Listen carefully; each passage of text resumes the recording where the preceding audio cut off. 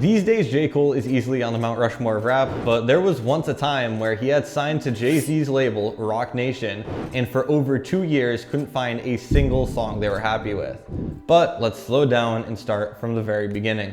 Most day one fans of J. Cole would say that his first real album was an album released in 2007 called The Come Up. On this album, J. Cole would sample artists such as Jay-Z, Nas, and a few other people he listened to growing up, which would get his name mentioned in their circles, given how successful the project ended up being, considering his size at the time. Not only did this project give J. Cole a real taste of what having a fan base would look like, but it also got him put on the radar of many labels, including Jay-Z's own Roc Nation. Right now, J. Cole obviously has a reputation of being pretty business savvy, not really a impulsive kind of guy, and not the type of person to make any rash decisions in the moment.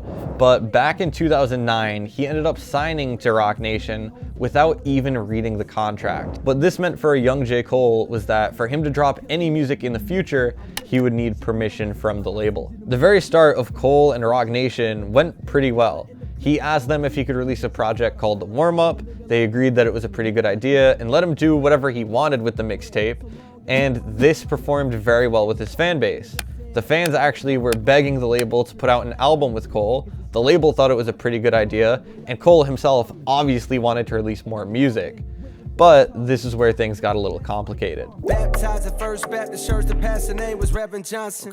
One thing that's really important to realize is that at this time in the music industry, J. Cole was an anomaly in every sense of the word. He blew up off of mixtapes, which was something the industry absolutely did not respect yet, and all of his songs had real messages or storytelling to them where the industry believed you needed a hit to put out an album.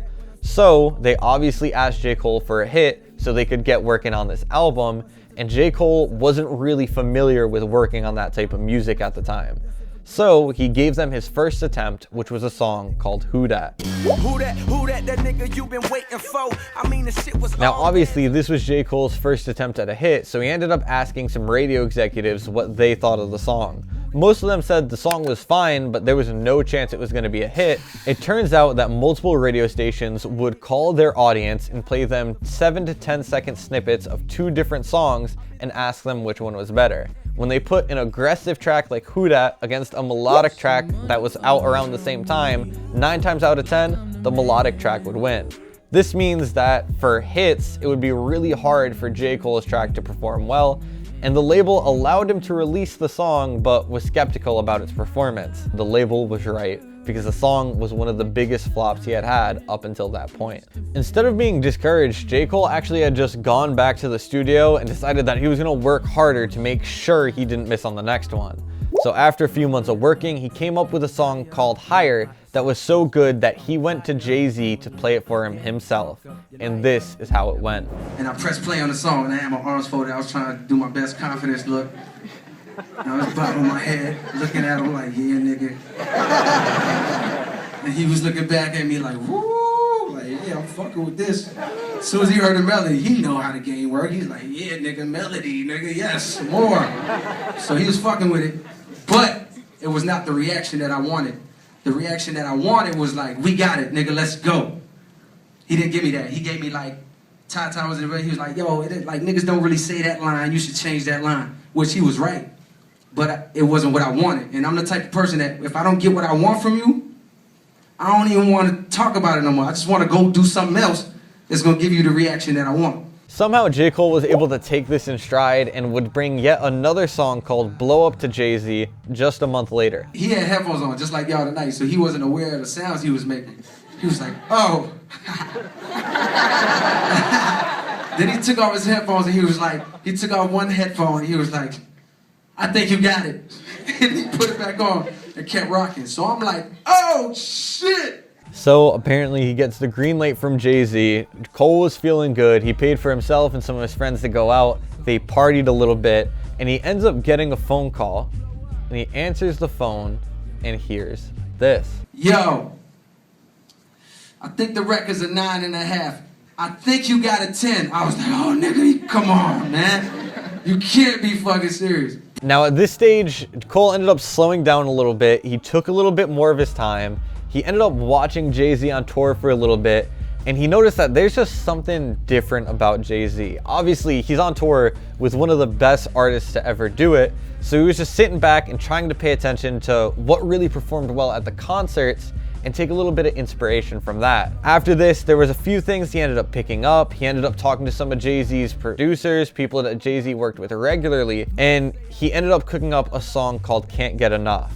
This song was the best that he had made up until this point. He was feeling more confident than ever, but he had an even better idea. He would take somebody that was known for hits at the time and known for the melodic music that he wasn't really comfortable making on his own. He found an artist called Trey Songz who agreed to be on the song, and he brought it back to You Know Who.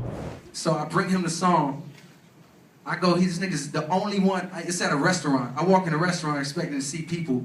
He's the only nigga in the restaurant with a napkin on his shirt. On some mob shit. I'm like, the fuck am I at? Just on some boss shit. So I just come through, sit down, hand him my headphones again. This nigga put on the headphones and I'm like, I ain't really got no words this time. I just press play, nigga. I'm trying to still give him my confident swag. So I press play and this nigga's like,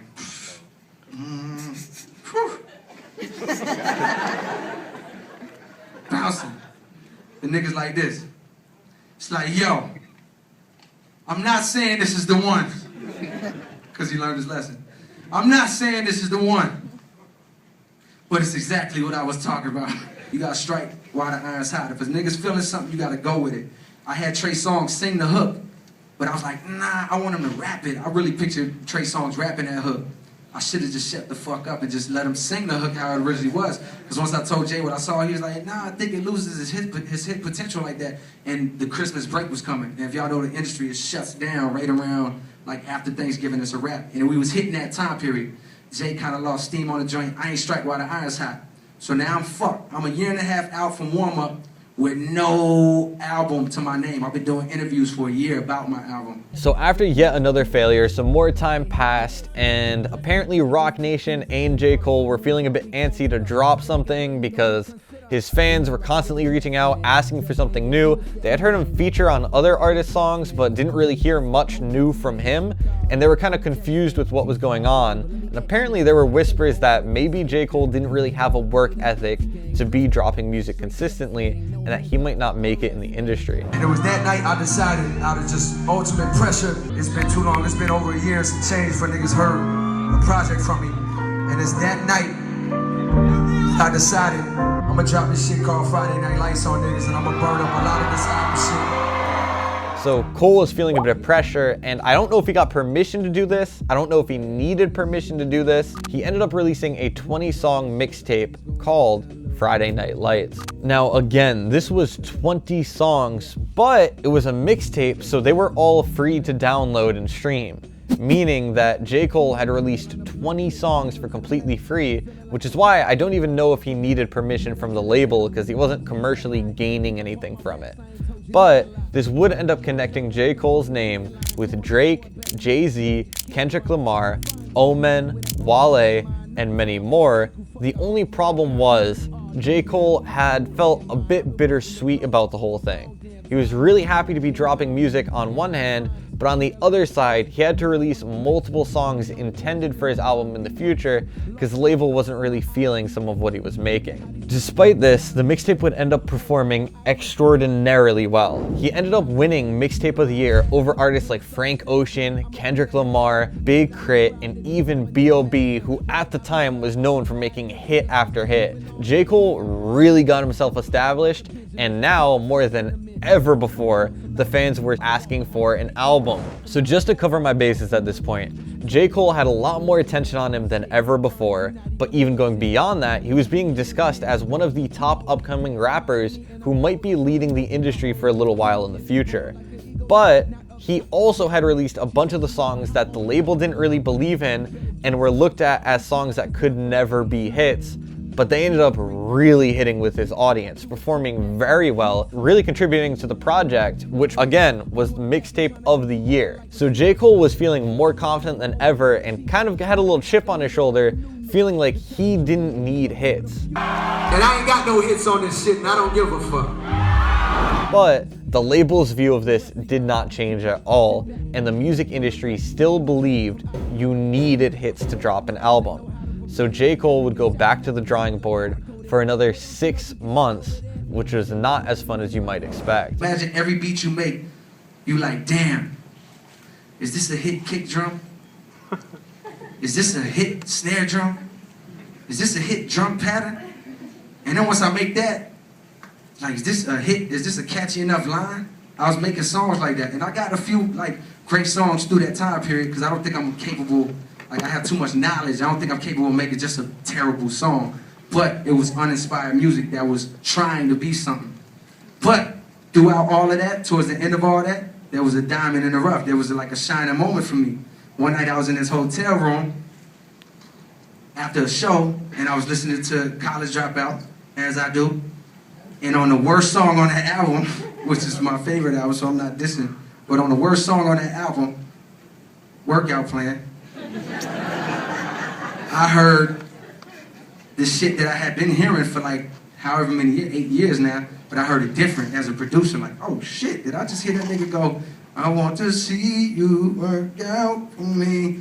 Do, do, do, do, do, do. My producer, my instinct was like, oh shit, no, I already know what I'm gonna do. Ran, grabbed my laptop, looped it up, made a rough version of the beat right there in the hotel room. By the time I got back to New York, a few days later, I had Workout. When I want y'all to know this, when I made Workout, you never seen a nigga so happy.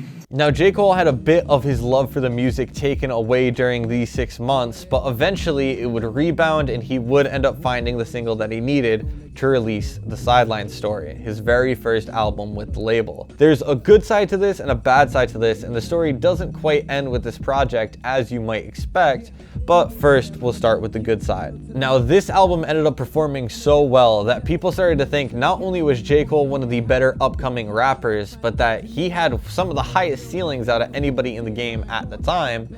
And after this album, he would end up re-releasing some of his songs that didn't perform well in the past, such as Who Dat, and it seemed as though it had really grown on people, or it just aged really well, and some of these misses would start to perform better, meaning that they were hits. Now, for the downsides, it circles all the way back to the beginning. If you remember, on his first album called The Come Up, he ended up sampling an artist from New York who was an idol for J. Cole named Nas.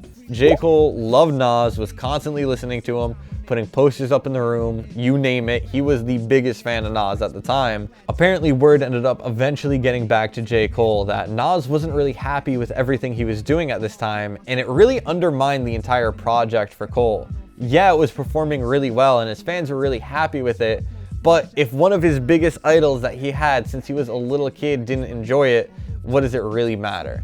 So Cole would end up locking in for his next album, trying to make his idol proud and making deeper music than he had made previously, and it all started with a song called Let Nas Down, where he would not only tell the entire story of this video, but even more than that, and he would get a response from his idol. Thank you for watching, and I hope you enjoyed.